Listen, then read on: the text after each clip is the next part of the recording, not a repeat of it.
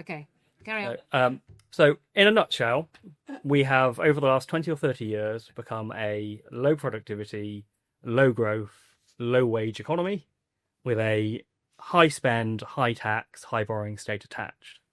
And I'm just going to run through a few stats to illustrate that point and then talk about how and why I think that's happened. So, long run productivity growth in this country, going back a decade since the war, 2.1%.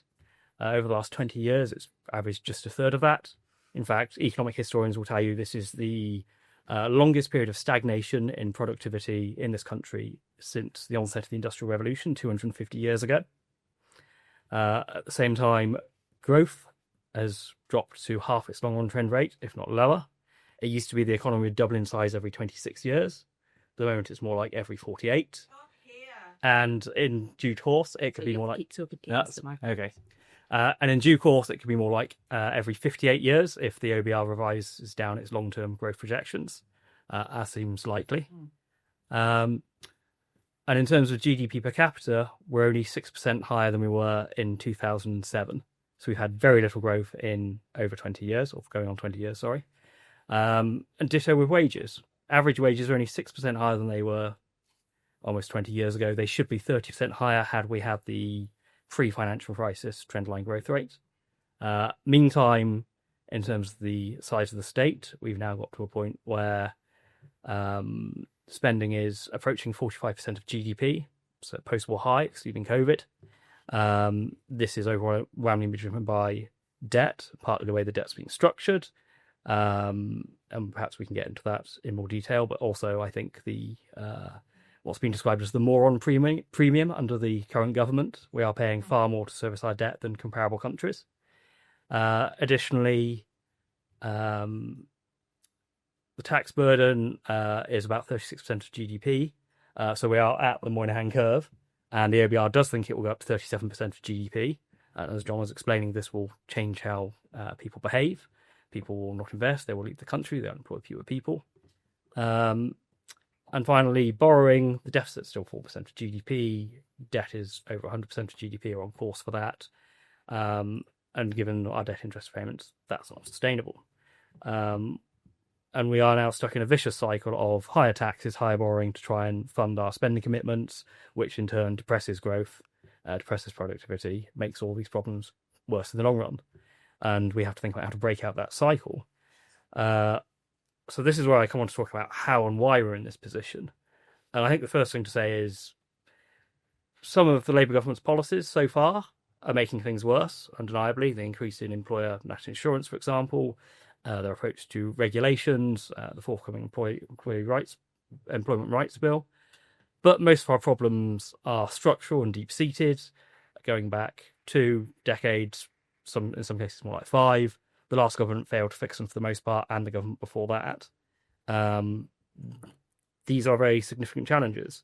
I think if you get a group of economists in the room and talk about why is productivity slowed down, there will be a dozen different theories. Everyone accepts there are scores of factors involved, and you can have a long and unproductive conversation about just how you should prioritise those. But there is just one thread here I want to pull on, because I think that is quite illuminating. And that is looking at what has happened to investment and the role of investment in driving growth. So over the last 20 years, the share of economic growth that comes from investment versus labour versus total factor productivity, so ideas, innovation, the share that labour is responsible for has increased substantially. The share of growth driven by investment in machinery, plant, houses, energy, whatever, has fallen and has trended down over the long term and is still going down. And ditto, actually, there's also a decline in total factor productivity, which means there's probably a problem in how we do innovation and take risk in this country. And we should look at universities, and there's cultural factors there. But I want to focus on what's happened on the capital front. Why are we investing less? And I think there's probably 6 main reasons there that I'm going to pick up on. The first, most obvious one, of course, is our planning system, our inability to build homes, infrastructure. In per capita terms, we have the lowest number of houses per person in Europe. If we were to get up to the European average, we need to build another 6.5 million homes in England alone. This is an incredibly deep deficit that's built over the course of many decades. And what does that mean? Well, it means it's harder for people to move, so it's harder for labour to be allocated efficiently to where jobs are. It's harder for people to cluster in particular areas, particularly London, the Golden Triangle, Oxford, Cambridge, London. So all the kind of the productivity gains you get from what economists call agglomeration effects don't happen in the same way. And over the course of decades, that adds up. Secondly, energy. We have the highest industrial electricity prices in the developed world. They're 4 times American prices. This has been coming for a long time, but has really come through in the last 2 or 3 years. Our heavy industry, what's left of it, is leaving. Our chemicals industry is closing down. The North Sea is in trouble. And these are the areas where you tend to see far higher rates of productivity growth anyway, just because it's harder to improve productivity in the services economy generally. Balmore's cost disease comes into play. So high energy prices have kind of disrupted some of our most productive and innovative sectors. Part of that is, I think, to do with the way we've done net zero in the energy transition. So instead of energy addition, we've done energy substitution. And actually what we've done is we've reversed a 300-year trend of the amount of energy being used per person going up to that now going down. There is no way that is not going to feed through into economic growth. So planning, energy, and both of these, I think, are in some ways emanations of the problem with regulation, which John described, the growth of the regulatory state. And that also affects business. In the 2010s, despite all the kind of bonfire of the Quangos, bonfire of regulations, we hear again and again, new regulations added at least £6 billion net to the annual costs for businesses over that period. We are making it hard to invest. We are making it harder to take risks, to innovate, and that then is feeding to other cultural factors. Over the last decade, and this is less an issue now, we had a regime of ultra-loose monetary policy, ultra low interest rates, loose monetary policy. This interacted with the planning system works. We weren't building enough houses, but you couldn't get return on your capital elsewhere, so money flows into housing, inflates house prices. This creates problems for young people in particular, and this feeds back into labour market problems. But also you have the issues with zombie firms that survive because there is no or a very low cost of capital. And I don't think you get the economic restructuring you could have seen otherwise. And this maybe feeds back into some of John's points about institutions, the OBR and the Bank of England, and the ONS in terms of the data we have, and actually what tools we have for managing and understanding how the economy in Britain is functioning. 2 other things to mention. Firstly, the tax system. The Tolley's tax handbook has increased from 6,000 pages to over 20,000 pages in the last 25 years. Incredible extra layer of complexity.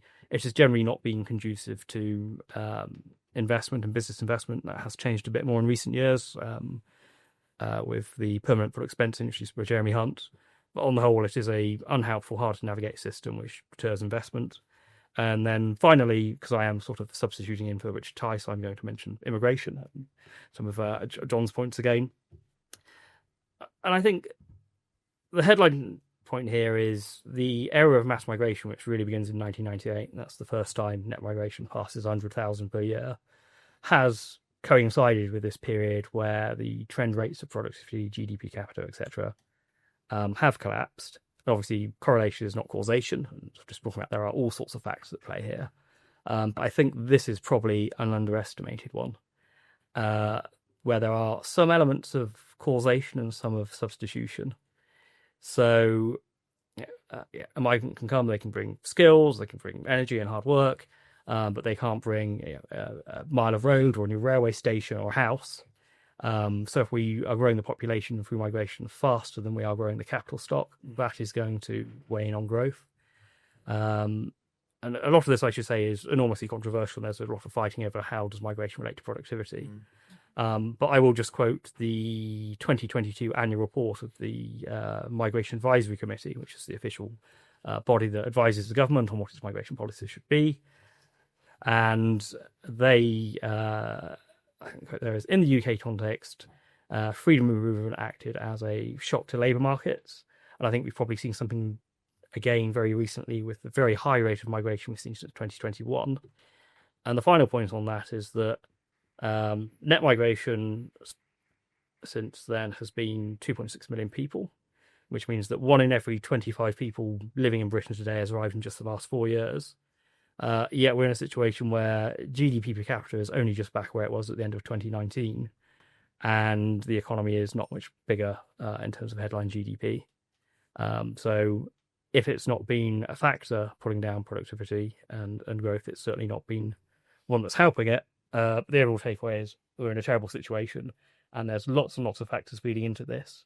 And for various reasons, governments will be very reluctant to grasp enough on any of these, because politically, a lot of them, like planning, for example, are very difficult to deal with. Well, thank you